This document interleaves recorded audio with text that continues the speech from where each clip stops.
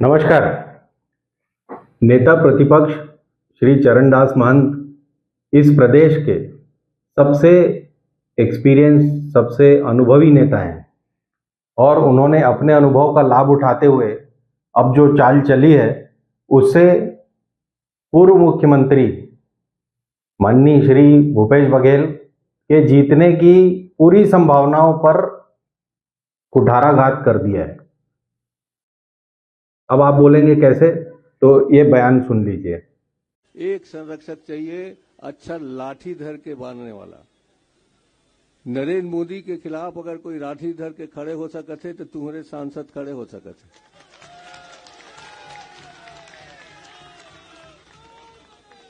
बाकी मन सीधवा साधवा है और ये देवेंद्र भी खड़े हो सकते हैं। शिव लाठी धरे नहीं सके, गाली दे सके। हम लाठी धरैया आदमी चाहिए, नरेंद्र मोदी के मूड फोड़ैया आदमी चाहिए और रात दिन तंग करके यहाँ ले चीन भेजने वाला आदमी चाहिए। तय फीट हस एक पर तौर पर प्रार्थना करता हूँ, आप सब वोट देवा और भारी बहुमत से जितावा, इसके प्रार्थना है। बहुत बहुत धन्यवाद। इस बयान में कितनी सारी बातें कह डाली चरणदास जी ने। पूरे 40-50 वर्ष का जो उनका अनुभव है राजनीति का, वो सिर्फ एक बयान में धकेल दिया उन्होंने।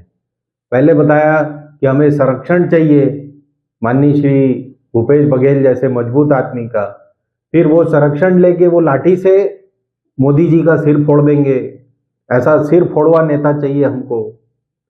तीसरी बात उन्होंने बताई कि इनको मार के चीन भेज देंगे। तो अब ये बघेल जी तो गए और इसका पूरा श्रेय भाजपा को नहीं मिलना चाहिए, जो कि उनके यहाँ प्रदर्शन कर रहे हैं और वहां जाकर इनके पास जाकर ईसीआई के पास जाकर कंप्लेंट कर रहे हैं, ये सब कर रहे हैं। इसका कोई खास मतलब नहीं है। इलेक्शन तो अब गयो। ये बात माननीय श्री बघेल जी को भी समझ में आ गई होगी, उनकी टीम को भी समझ में आ गई होगी कि माननीय श्री चरणदास जी ने फाइनल स्टैंप लगा दिया है। तो इस पूरे चुनाव में सिर्फ 2-3 जगहें थी जहां पर कांग्रेस की जीतने की संभावना बन रही है। एक शायद कोरबा में, जहां श्री चरणदास जी की धर्मपत्नी ज्योत्सना जी चुनाव अखाड़े में है सरोज पांडे जी के खिलाफ। दूसरी, श्री बघेल जी को उम्मीद थी कि वो जीत जाएंगे। तीसरी उम्मीद है बस्तर में कवासी लखमा जी को, कि वो शायद जीत जाएं। तो ऐसे 3-4, मैक्सिमम 3 मेरे हिसाब से जो ऐसी संभावनाएं थी जहां पर कि कांग्रेस जीत सकती थी। तो मान जी ने वो संभावनाएं खत्म करने का ठेका उठा लिया है। अब मान जी कोई बहुत क्लोज फ्रेंड तो है नहीं माननीय श्री बघेल जी के। 3 बार वो अध्यक्ष बनाए जा चुके हैं पीसीसी के और तीनों बार फेल हुए।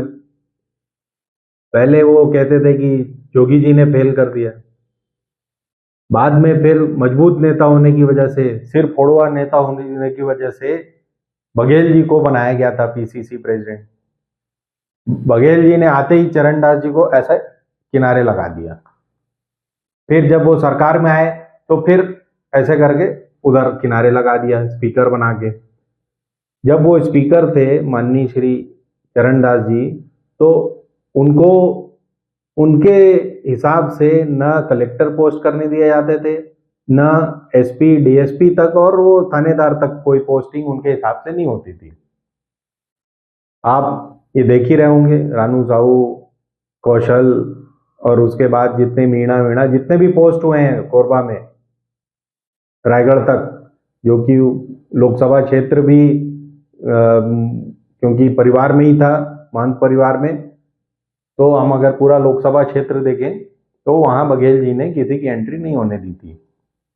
5 साल जैसे तैसे माननीय श्री महंत जी ने गुजारे बघेल राज में। अब उन्हें मौका मिला है क्योंकि वो एलओपी हैं, तो उन्होंने पहला निपटारा तो बघेल जी का कर दिया। अब देखते हैं कि बघेल जी इस मामले को कैसे संभालते हैं। काफी प्रदर्शन होंगे अभी महंत जी के घर के बाहर, मोदी जी कोई मामूली प्रधानमंत्री तो है नहीं कि जिनका आप सिर फोड़ने के लिए एक नेता पैदा कर रहे हो राजनांदगांव में। और अगर ये लोकल भाजपा जो है वो इसको हल्के में लेगी तो मोदी जी उनको हल्का कर देंगे, ये भी लोकल भाजपा को पता है। इस बयान को अगर हल्के में लिया लोकल भाजपा ने तो उनके सारे नेताओं को कितना हल्का किया जाएगा ये भी वो जानते हैं। तो चलिए देखते हैं आने वाले दिनों में क्या होता है इस बयान के बाद। धन्यवाद। हिंदुस्तान जिंदाबाद।